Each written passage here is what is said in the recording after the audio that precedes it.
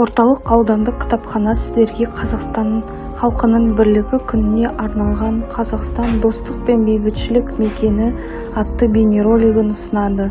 1 мамыр Қазақстан халқының бірлігі күні 1996 жылдан бері елімізде тойланатын мемлекеттік мейрам. Бұл күн Қазақстан үшін ерекше мәні бар мерекелердің бірі. Елімізде өмір сүріп жатқан түрлі ұлттар мен ұлыстар бірлігі мен татулығын айқындайтын мереке. Көп ұлтты Қазақстанда бейбітшілік пен келісім ең басты құндылықтардың бірі.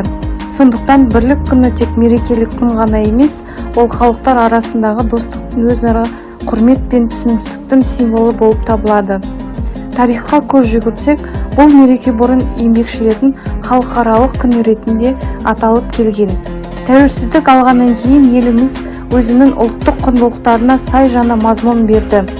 Содан бері бұл күн ел ішіндегі ынтымақ пен бірлікті нығайтатын маңызды мерекеге айналды. Қазақстан 130-дан астам ұлт өкілдері тұратын мемлекет. Қазақтармен қатар орыс, өзбек, ұйғыр, татар және басқа да көптеген этностар бір шаңырақ астында өмір сүріп келеді. Әр халықтың өз мәдениеті, дәстүрі мен тілі болғанымен, олардың барлығын біріктіретін ортақ құндылық ол отанға деген сүйіспеншілік. Осы татулық пен келісімді сақтау жолында Қазақстан халқы ассамблеясы үлкен рөл атқарады. Бірлік күні еліміздің барлық өңірлерінде кеңінен атап өтіледі. Бұл күні түрлі концерттер, фестивальдер, көрмелер ұйымдастырылып, халықтар өздерінің ұлттық дәстүрлері мен өнерлерін көрсетеді. Мұндай шаралар адамдардың бір-бірін жақынырақ танып, өзара сыйластықты арттыруына мүмкіндік береді.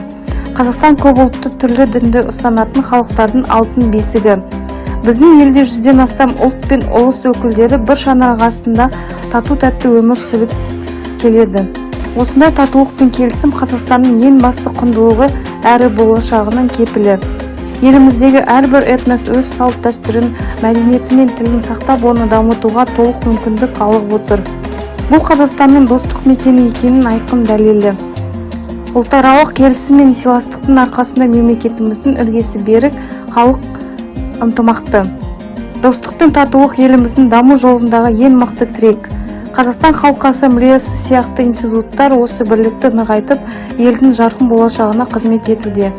Сондықтан Қазақстанды әлем жұртшылығы бейбітшілік пен келісімнің, достық пен бауырмалдықтың мекені ретінде таниды.